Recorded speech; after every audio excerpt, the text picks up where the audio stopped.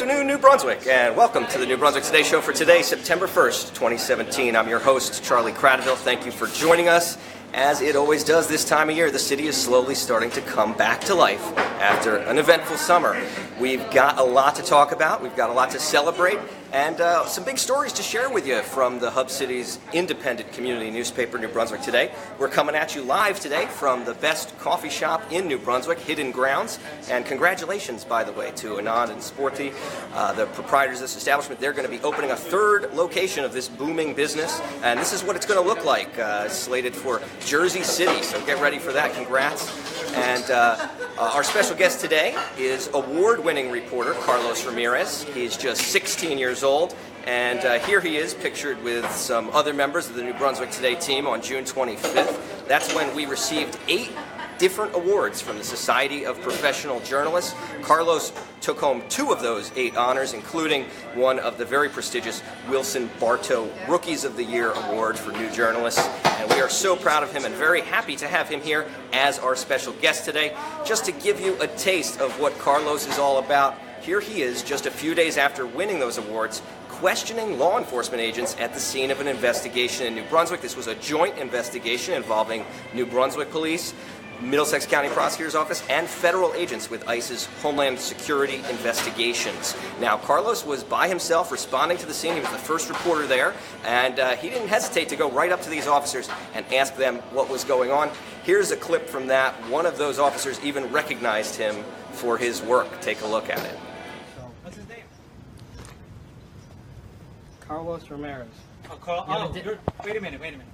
You're Carlos Ramirez? Yeah. Oh, I know you. All right, and you are? He's the guy that videos everybody, right, when they're working and puts it on Facebook, on Carlos Ramirez Today. Yeah, I work with the local newspaper, New Brunswick Today. Nice to meet you. You have a date of birth?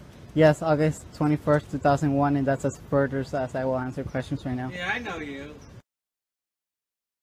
Coming back. And we'll have a lot more of that fascinating interaction between Carlos and Homeland Security later in the show. So please, do us a favor, do yourself a favor, do your friends a favor, and share this live streaming video right now with your friends on Facebook.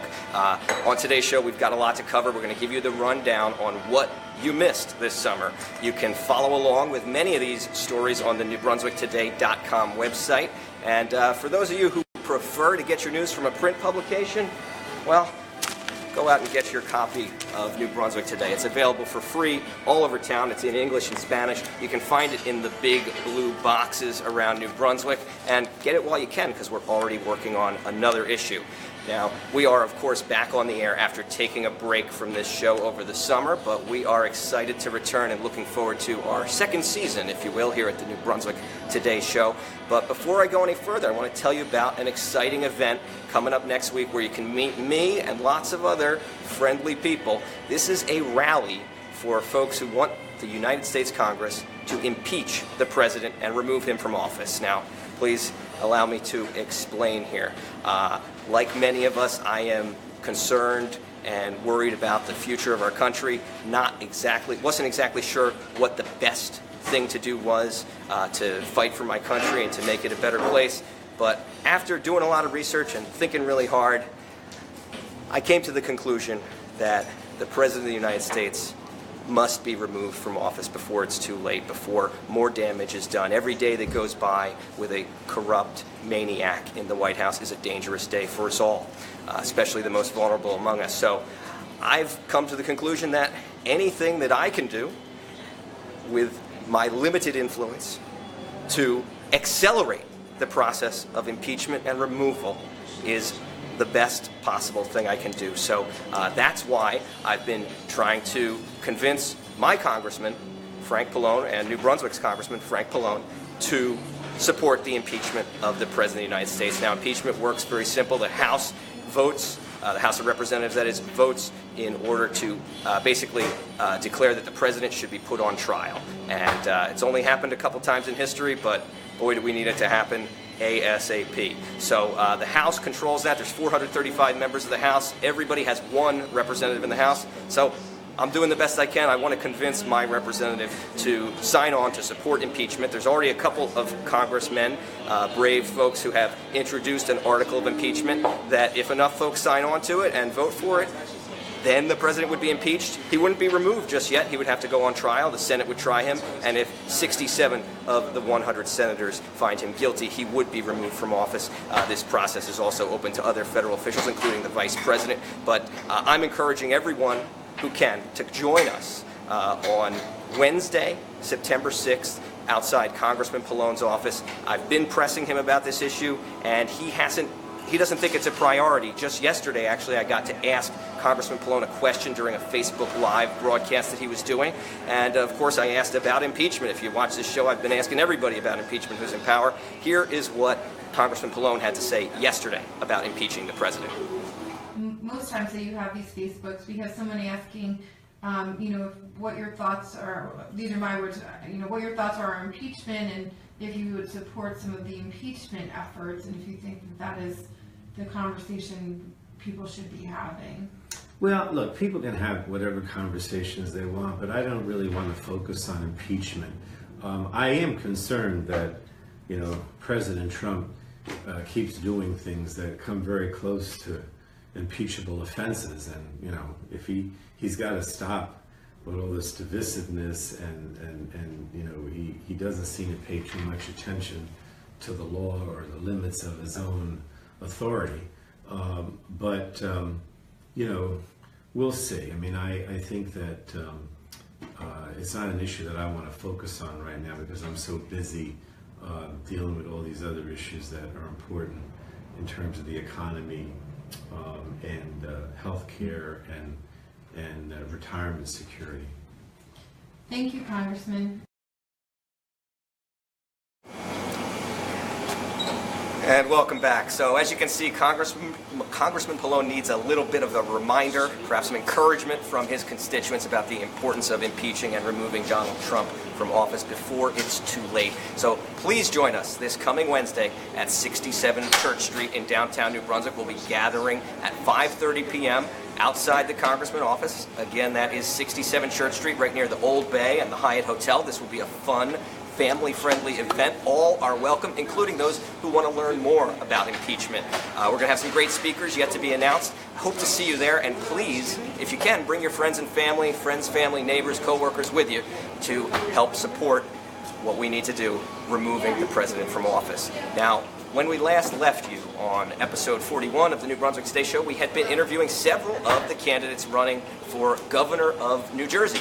In June, Democrat Phil Murphy and Republican Kim Guadagno prevailed over their competition in the respective primary elections. Both of those folks quickly moved on to focus on the general election, where they will face off with each other, as well as 5 independent candidates, including Reverend Seth Copperdale from the Reformed Church of Highland Park. Stay tuned to the New Brunswick Today Show this fall for interviews with all the candidates who want to be your next governor, plus many of the local candidates running for various positions here in Middlesex County. That election is November 6th. Mark your calendars. It seems like so long ago, but it was just July when the state government was abruptly shut down in a standoff between New Jersey's deeply unpopular Governor Chris Christie and the Assembly Speaker Vinnie Prieto. The state ultimately ended up paying more than 30,000 state workers for a day that they normally would have been working, but were instead told not to come in because of the shutdown. Meanwhile, dozens of state parks and motor vehicle commission offices were closed, including, of course, Island Beach State Park, one of the state's most popular public beaches. And, of course, our corrupt governor couldn't resist taking advantage of his own access to that beach, even as the rest of the 11-mile stretch of shore was closed to the general public during that all-important 4th of July weekend. Even families who have homes on the island were given the boot, kicked out, while Christie and his family hosted a big party at the governor's mansion and on the beach right next door. You're now looking at the infamous photos taken by NJ.com's Andrew Mills showing the Christies with the beach all to themselves. This now classic New Jersey corruption story was briefly the biggest news story in the world, as those photos actually went viral and caught on like wildfire. They epitomized Christie's selfish abuse of power and really hurt his reputation even more than it already was in the toilet. So Chris Christie wasn't the only corrupt politician from New York and New Jersey area here to make big headlines thanks to his own self-inflicted scandals. President Donald Trump has been digging a deeper and deeper hole for himself in more ways than one over the summer. First of all, the emerging collusion scandal between his campaign for president and the Russian government has occupied much of the limelight. But Trump has also made a number of devastating, unpopular, and downright careless decisions, reckless some would say, that have many Americans scratching their heads and waiting for Trump to leave the job that he was never cut out for in the first place. This summer saw the news break that Trump's campaign manager, his son, Donald Trump Jr., and his son-in-law, Jared Kushner, all participated in a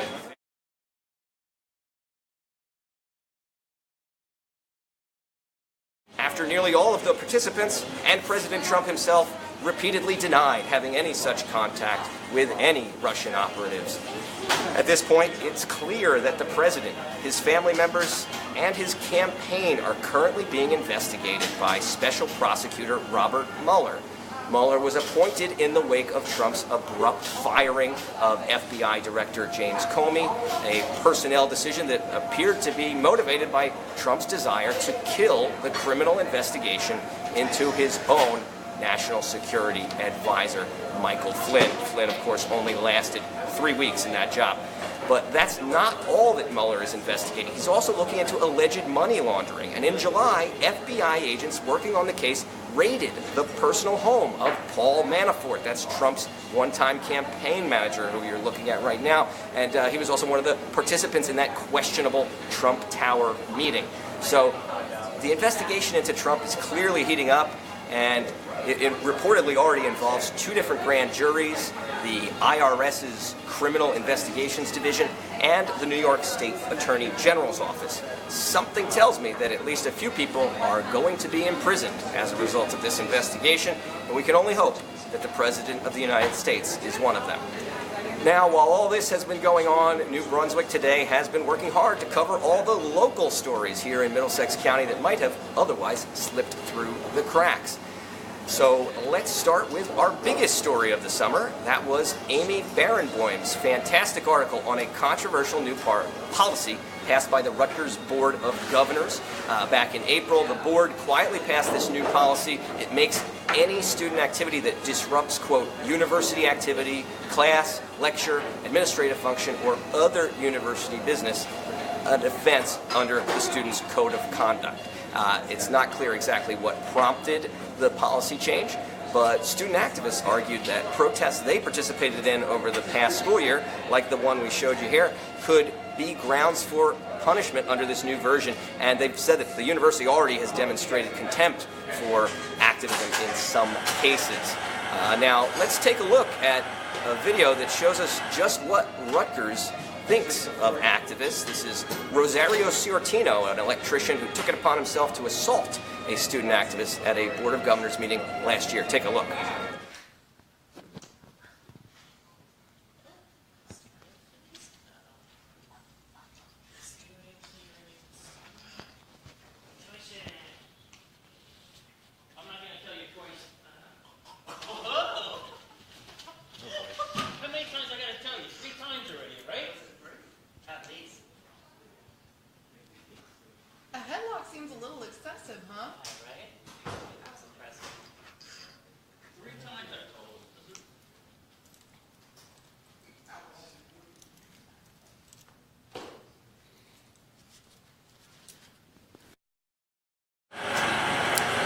Rutgers police investigated that apparent assault, but even though it was caught on video by the Daily Targum, they declined to file criminal charges against Mr. Ciortino. He still works for the university, and you can find him at the Board of Governors public meetings here in New Brunswick.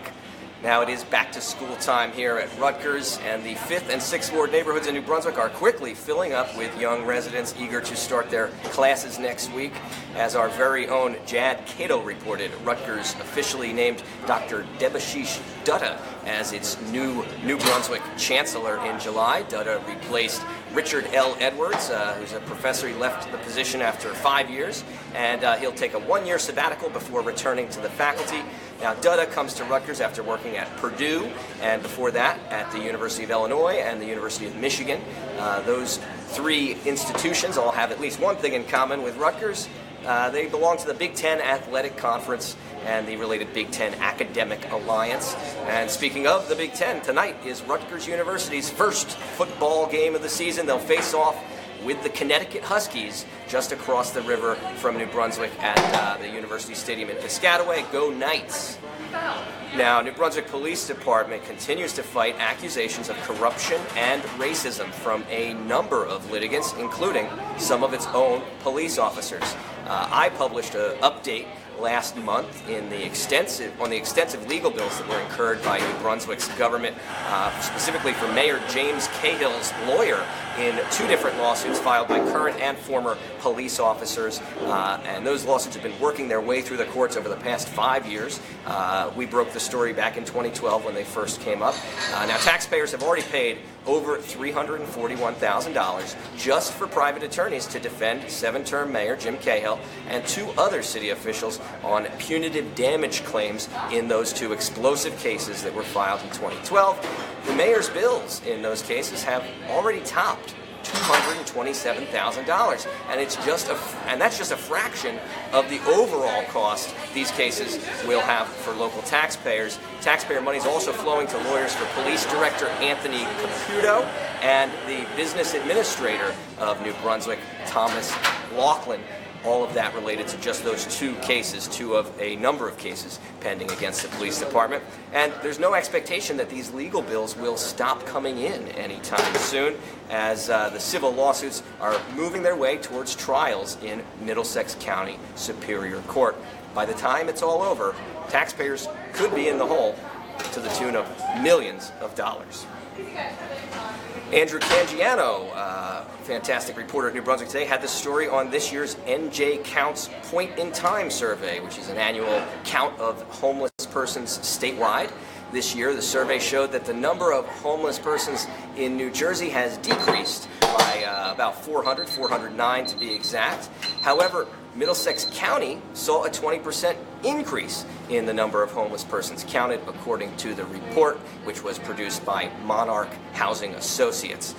The county ranked 4th in the state in terms of total homeless population, behind Essex, Hudson, and Burlington counties. And few other stories from the summer you should probably check out if you missed them. Our intrepid business reporter, Dave Schatz, brought us an update on a big merger that he had been covering. It's actually been called off. Rite Aid Corporation announced on June 29th that it's going to sell 2,186 stores to a larger competitor, Walgreens, for $5.175 billion in a wide-ranging deal. New Brunswick's Rite Aid does not appear to be one of those stores being sold. Now, our very own Ilya Arbit wrote about the Middlesex County Prosecutor's Office purchasing the first unmanned aerial vehicle that it has in its possession now. Ilya's story takes a look at the current state of drones and the different uses that they're being used for, and what might be coming in the future. Check it out. Also, New Brunswick Today's Julio Mora has an excellent article on the latest development planned for a block of New Street in downtown New Brunswick. The planned 21-story building would be built and owned by Landmark Properties, a Georgia-based developer of student housing. Landmark was approved to be the designated redeveloper by our friends at the New Brunswick Housing Authority back in May. And from the southern part of Middlesex County, Lisa Berkman has reported the story of a borough councilman in the tiny town of Jamesburg. The borough councilman was arrested after crashing into a parked car in that community. Thomas Busco is his name, and he was also charged with cocaine possession after police found a white powder following that crash. Now, before we get to our special guest, I just want to take a moment to give a shout out to two of our finest reporters we've ever had the pleasure of working with. They've both been so successful that they've been hired by other publications. So make sure you check out Aaron Jerome's phenomenal write-up on the 50th anniversary of the 1967 unrest that occurred here in New Brunswick. That will probably be her last story for New Brunswick today, at least for a while. Congrats to her on her new job as a reporter at the Daily Star in Oneonta, New York. We wish her all the best. And definitely for those of you who watch the show, you must remember Jennifer Goldberg, and you can check out many of her great articles on the front page of our website today. And you can also check out her work at her new job. She's working in Union County for Local Source, which is available online at unionnewsdaily.com. Big congratulations to Jennifer. She's also one of those award winners, thanks to the Society of Professional Journalists. Best of luck to her. And now, looking back on this whole summer, there was so much that happened, but I've got to say one of the strangest days for me was June 27th. That's the day when a slew of federal agents, including one wearing a creepy mask, came to Redmond Street to take part in a cocaine raid that saw 3 men arrested and about 8 kilos of cocaine seized in total. Our good friend Carlos Ramirez was actually the very first reporter on the scene. Others eventually showed up, but he was there first, living in the neighborhood, and he actually confronted the officers, asked what was going on, and they came back at him with questions and asked him about his immigration status, and he stood strong. Take a look at this brave reporter, Carlos Ramirez, in action. Here he is with federal agents on Redmond Street back on June 27th. Excuse me, what type of law enforcement agents are you guys? Federal. Federal? Yeah. Which type of federal agencies are you? I don't have to get into it. Is it immigration, homeland security, or what type? Because this is my house. What's going on? Where, you live in here? Yes, Where else? Which floor? I live on the 2nd. You have an ID with you? Yes, I do have my ID with mine. I'm with the press. You recording me? Yes, you are, sir. Where you have a? How old are you? I'm 15 years old. Alright. You have a green card? I don't know which to answer those type of enforcement questions right now. Do you have? Are you a U.S. citizen? I don't know which to answer that question right now, sir. All right. Well, we're getting a warrant for your house, so. All right. Can I get a copy of the warrant if you have one Nope. right now? No? I don't have one. All right. Do you We're know who waiting has on the a warrant? Yep. Hang on a second. All right.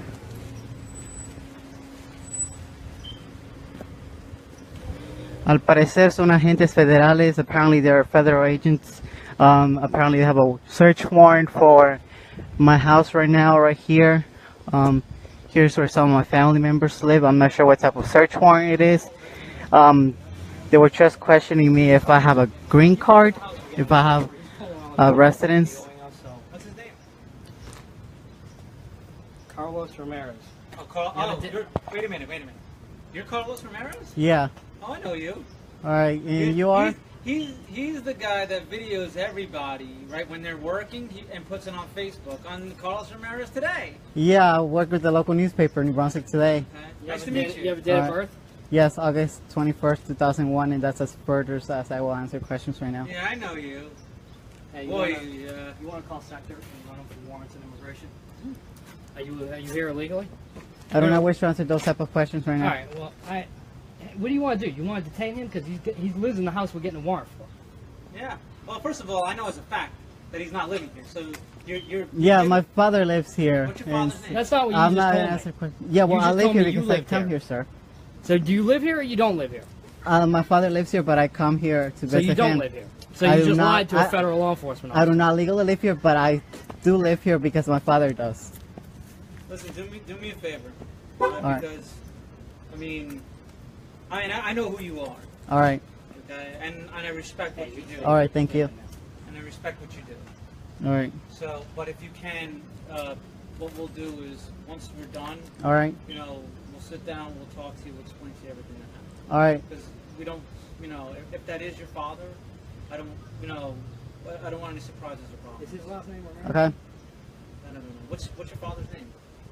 What who man are you looking for? Because there's multiple live in that What floor. floor do you live on? I live on the 2nd floor. But what's your father's name? What person are you looking for with what last names or first We've name? already arrested somebody out of here. So All right. if you don't want to tell us, then get out of here. Well, I can move back. You know what, If, I mean, give me like, his if you could tell me where's the press. You got his name, Carlos Ramirez. That's All right. Bye. All right. Be on your way. So, can you tell me what image No, I can't. behind I You have can to say? You can go. Well, I mean, like, I'm in a Because now public you're street. obstructing- Okay, I don't want to. We're waiting for a warrant. So Okay, well, I don't. They say they have a search warrant for that property. Apparently, one of the people who lives in that apartment was arrested right now. I was questioned when I presented my press credentials if I had a green card or not. They were asking me immigration questions. I told them that I was not going to answer any questions whatsoever. Not sure what's going on right now. One of the agents apparently knows me from my work.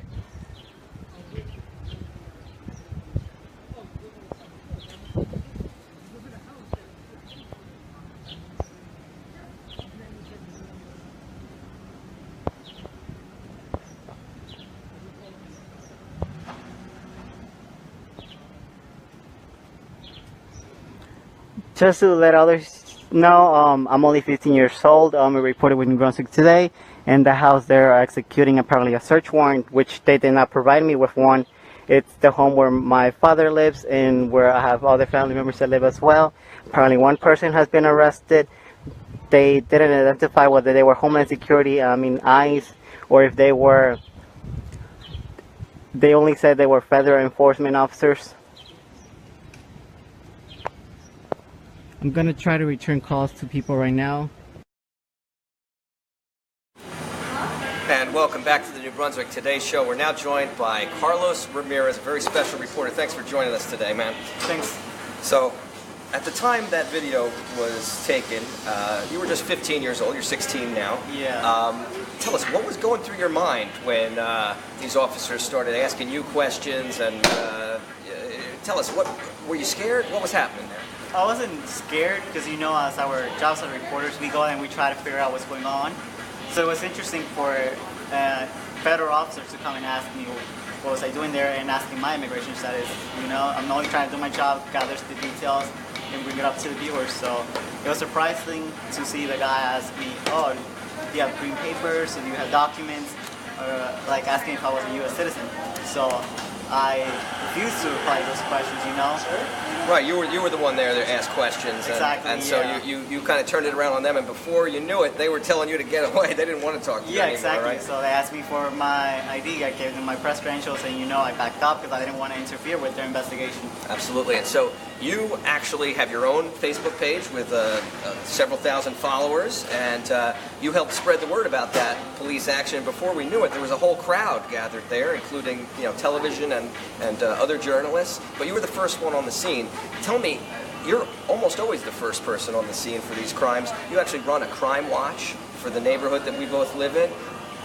Tell me about your work. What is it like covering all these crimes and kind of being the first person at the scene who's not a police officer? You know, I think the city has way too much crime, and they see me out there reporting on it and attending many different meetings, crime watch meetings with the New Brunswick Police and other city organizations, and they see my name out there and being one of the reporters speaking up for the community. So whenever something is going on, police enforcement taking place, whatever it's going on, and sometimes it could be something just police stopping a normal vehicle, and they will call me, text me, they're like, oh, police is up here, and I will go and check it out, you know. Yeah, just last night you were sharing, what seemed to be like a police checkpoint in New Brunswick on your page. So exactly. Definitely, everybody out there, make sure you like Carlos Ramirez Today. He does great news for the community on that page, as well as with New Brunswick Today. We're very proud to have you on the team. Tell us about this summer. Summer is usually kind of a time when there's unfortunately a lot of violent crimes. You've been at the scene of some of them. You've covered many of them. Tell us, how was this summer in New Brunswick as far as crime is concerned? I think it was really bad. I think crime has increased more than the previous summer we have had. We have had more shootings, more people being attacked. Right. I've been at some of these crime scenes with you, but one where you were on the scene and I wasn't was back in February. There was the first murder of the year, was a man's life. We have his picture here. This is Enrique Perez Galindo. Can you tell us about that crime? Because you've followed that, and now I believe the case has been resolved, right? Yeah, during that case, 3 people were arrested.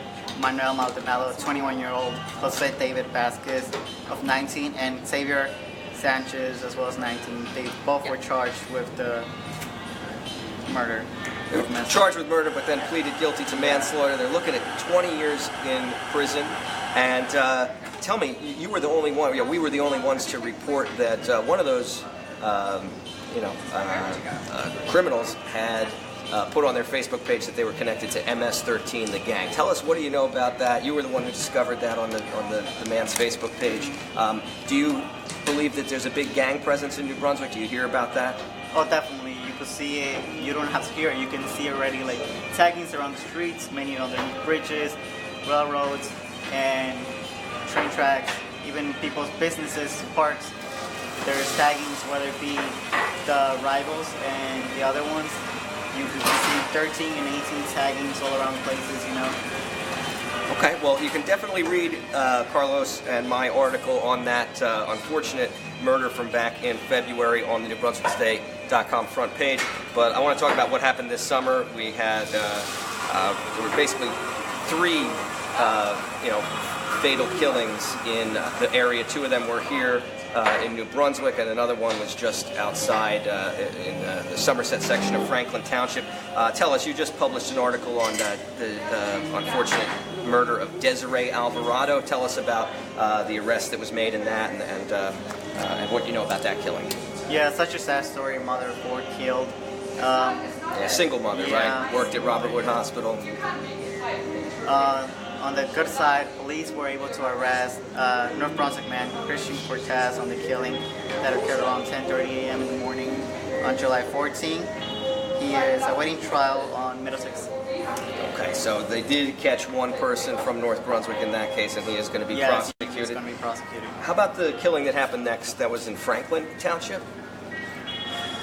Yeah, during that incident, one person was arrested as well. Okay, and these were young people, right? This was the victim was just 18 years old. Yeah. And the do you have the name of the suspect? Yeah, I believe so.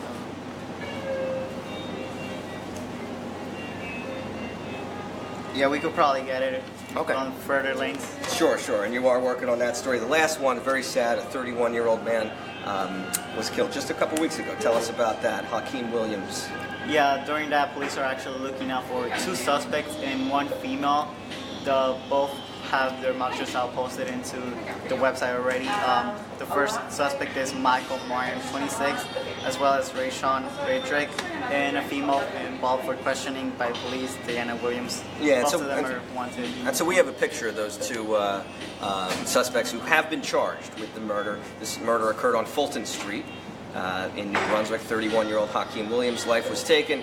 Now police believe they know who it was, but they don't have the people in custody. They're from Newark, so if you know where these men are, you can read more and contact authorities.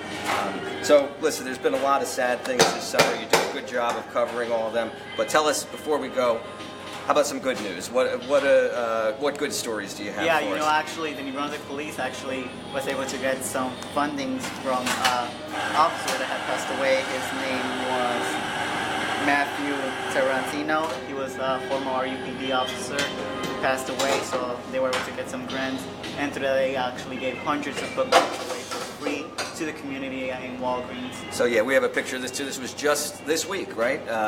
New Brunswick Police many people attended.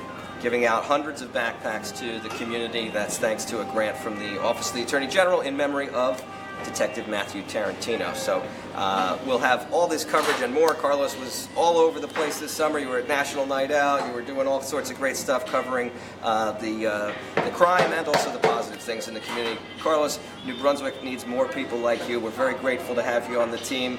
Very proud of the work you're doing, and really excited about those awards. You're starting to get recognized by more than just the cops, so that's a good thing. Keep up the good work. Everybody, make sure you like Carlos Ramirez today. And before we go, I want to ask you, what can people do to help you accomplish more and do your job? Is there a way they can help fund your operation or advertise with you? Yeah, there's currently a GoFundMe page, which we can leave in the link, as well as a phone number. If you guys have any news tips, that would be great. Or if you guys are interested in advertising, I can be reached. Phone number we will leave on the screen. Yeah, do we have that phone number, Jay? Okay, so this is the number to call Carlos if you have news tips or if you want to help. Carlos, you do a lot of great work, and you've actually invested in equipment, cell phones, cameras, walkie-talkies, and all sorts of things to keep you safe when you're doing this work. So please, please do what you can to support Carlos Ramirez today, the voice of New Brunswick and the future of New Brunswick. Thanks again for watching. Everybody have a fantastic weekend. We'll be back next week with another show, and we hope to see you on September 6th at the rally to impeach the president. Thanks. Have a good one.